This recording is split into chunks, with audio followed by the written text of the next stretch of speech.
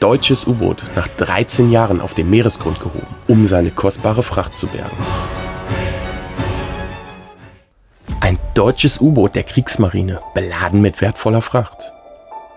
Lange galten Transporte mit U-Booten als Verschwörungstheorie. U-Boote seien zu klein, können nur wenig Güter an Bord nehmen und aufgrund von knappen Ressourcen wurden U-Boote wesentlich dringender an der Front benötigt. Doch wurde diese Theorie, die von vielen für unmöglich gehalten wurde, durch die Hebung eines deutschen U-Bootes mit kostbarer Fracht an Bord bestätigt.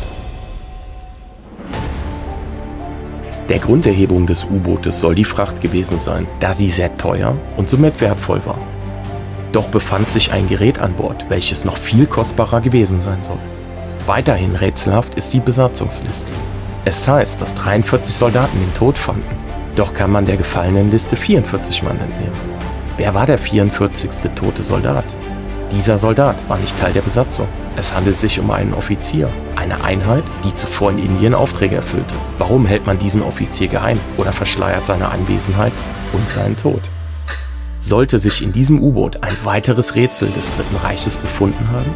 Und haben wir hier einen weiteren Mythos, der sich bewahrheitet? Der Kommandant des U-Bootes pochte darauf, das Boot noch im Krieg heben zu lassen. Wusste er um das Geheimgerät an Bord seines U-Bootes? Was befand sich so Wichtiges auf diesem U-Boot, dass man so viel Geld ausgab, um es nach 13 Jahren vom Grund des Meeres zu heben? In diesem Video erfahrt ihr, welche wertvolle Fracht das U-Boot geladen hatte.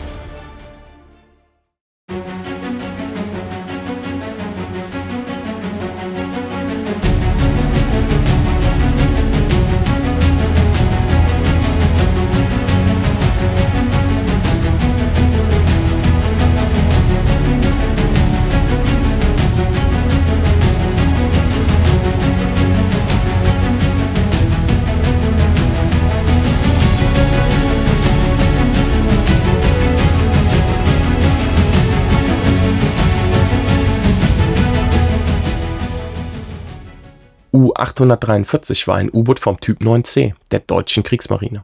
Es wurde im März 1943 in Dienst gestellt und hatte einige Unternehmungen. Im April 1945 bei seiner Versenkung hatte Kapitänleutnant Oskar Herwarts das Kommando. Das U-Boot war auf einer Unternehmung im Indischen Ozean, wurde beschädigt und musste repariert werden. Oskar Herwarts bekam vom BDU, Befehlshaber der U-Boote, den Auftrag, kriegswichtige Güter zu laden. U-843 nahm 145 Tonnen Ladung an Bord. Alleine die Tatsache, dass man 145 Tonnen geladen hatte, zeigt, dass man mit U-Booten verhältnismäßig viel Fracht aufnehmen konnte und diese sicher und ohne Aufmerksamkeit zu erregen transportieren konnte. Das U-Boot war im Übrigen voll bewaffnet. Ließ man die Torpedos weg, bis zu 22 Stück, je 1,5 Tonnen, macht ein Gesamtgewicht von 33 Tonnen. Dann konnte man erheblich mehr Ladung transportieren. Es gab noch die wesentlich größeren U-Boote zur Versorgung, die sogenannten Milchkühe. Diese Boote konnten über 800 Tonnen Ladung an Bord nehmen. Mit diesen Booten hätte man große Mengen Fracht unbemerkt an jeden Ort der Welt transportieren können. U-843 trat am 10. Dezember 1944 den Weg zurück ins Reich an. Am 9. April 1945 wurde U-842 im Kattegat bei Göteborg in Schweden von einem britischen Flugzeug mit Raketen und Bordmaschinenwaffen unter Beschuss genommen. Daraufhin versank U-843. 43 junge U-Boot-Fahrer verloren an diesem Tag ihr Leben. 13 U-Boot-Fahrer, darunter Karl Herwarts, konnten das Boot schnell genug verlassen. Die Schiffbrüchigen wurden von ihren Kameraden eines deutschen Kriegsschiffes gerettet. Die deutschen Seeleute versuchten noch verzweifelt, mit ihrem im Boot befindlichen Kameraden mittels Schallsignalen Kontakt aufzunehmen. Doch gab es keine Antwort. Alle Soldaten müssen bei der Explosion des Bootes ums Leben gekommen sein. Oskar Herwarts wurde mit den Resten seiner Besatzung nach Kiel gebracht. In Kiel angekommen, pochte Karl Herwarts darauf, das Boot, welches in einer geringen Tiefe von etwa 50 Metern lag, heben zu lassen. Doch war der Krieg schon fast verloren und die Kapazitäten reichten nicht mehr aus. Warum wollte also der kommandierende Offizier, dass dieses U-Boot unverzüglich gehoben wird? Dieses Verhalten ist doch sehr mysteriös. Doch nach dem Krieg war es tatsächlich soweit und man ließ das U-Boot nach 13 Jahren am Grund des Meeres heben. Am 22. August 1958 wurde U-843 von einem norwegischen Unternehmen gehoben. Taucher zogen Taue unter dem Boot durch. Dann versuchte man, das U-Boot anzuheben. Das Boot war allerdings so schwer, dass man Hilfe benötigte. Die deutschen Bergungsschiffe Energie und Ausdauer, die auch das U-Boot U-2540, die spätere Wilhelm Bauer, hoben auch U-843. Als das U-Boot die Wasseroberfläche erblickte, öffnete man das Turmlug von U-843. Den Männern bot sich ein Bild des Grauens. Direkt im Turm befanden sich viele der toten Besatzungsmitglieder. Die gefallenen Soldaten wurden aus dem Boot geholt und anhand der Erkennungsmarken identifiziert. Doch befinden sich noch mehr Besatzungsmitglieder in den Eingeweiden des gesunkenen U-Bootes. Da sich auf dem U-Boot auch verbotene Substanzen befanden, gab es zunächst Probleme mit dem Zoll der jeweiligen Länder. Erst einen Monat nach der Hebung wurde das U-Boot entlang der schwedischen Küste in Richtung Göteborg geschleppt. Dort wurde es von Tauchern schwimmfähig gemacht. Danach gingen U-Boot-Experten in das Innere des Bootes, darunter der ehemalige Kommandant Oskar Herwarts. Von dort aus machte es sich auf die Reise nach Moss in Norwegen. Erstmals wurde der Wert der Ladung öffentlich bekannt gegeben, doch sollte dieser um ein Vielfaches höher liegen als angenommen. Doch was befindet sich auf diesem U-Boot? Nach dem, was heute offiziell bekannt ist, hat U-843 folgende Ladung an Bord genommen: 1,3 Tonnen Opium, 157,2 Tonnen Zinn, 4,5 Tonnen Molybdän, 30,8 Tonnen Kautschuk, 0,3 Tonnen Chinin und 49 Tonnen Wolfram. Opium wurde zur Herstellung von Schmerzmitteln und Medikamenten benötigt.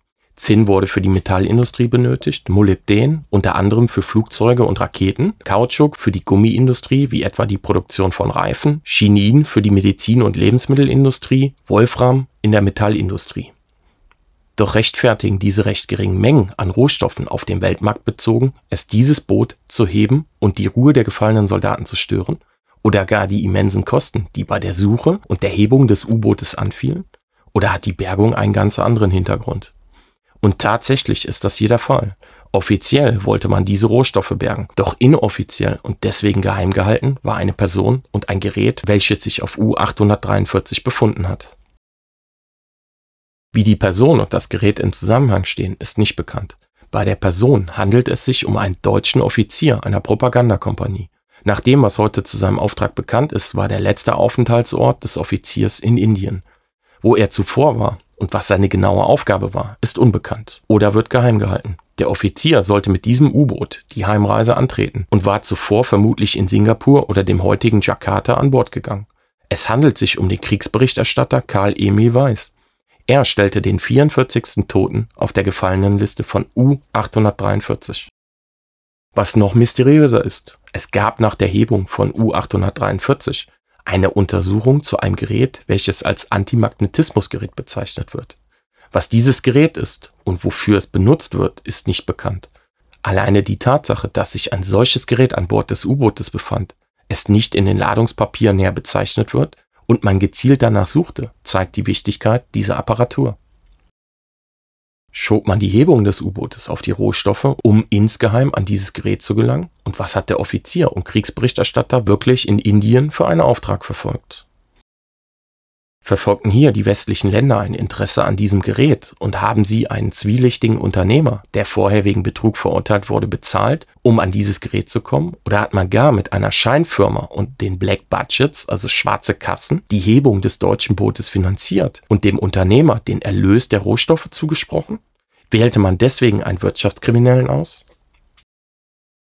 Kriegsberichter Weiß hatte Bilder im Gepäck. Diese waren nach knapp 13 Jahren noch in einem sehr guten Zustand. Wo und ob diese Bilder noch zu betrachten sind, ist unklar. Die Bergungsmannschaft berichtet, dass sich in den Torpedorohren Fässer mit Hering, angeblich 7 Stück in jedem Rohr befanden. Der Hering war noch genießbar, aber nach der langen Zeit in den Fässern war die Qualität nicht mehr die beste. Der Fisch wurde entsorgt. Der gesamte Wert der Ladung belief sich auf 60 Millionen D-Mark. Schätzung zufolge lag der tatsächliche Wert um ein Vielfaches höher. Auch der deutsche Staat profitierte von dem Erlös, da er Gelder zugesprochen bekam. Hat Deutschland die Rechte an dem U-Boot und der Fracht durch eine Zahlung abgetreten und somit auch die Rechte an der mysteriösen Apparatur? Wusste Deutschland um dieses Gerät oder hatte die Regierung keine Kenntnis davon? Ob wir jemals die gesamte Wahrheit über U-843, seine Hebung und seine Fracht erfahren, ist fraglich.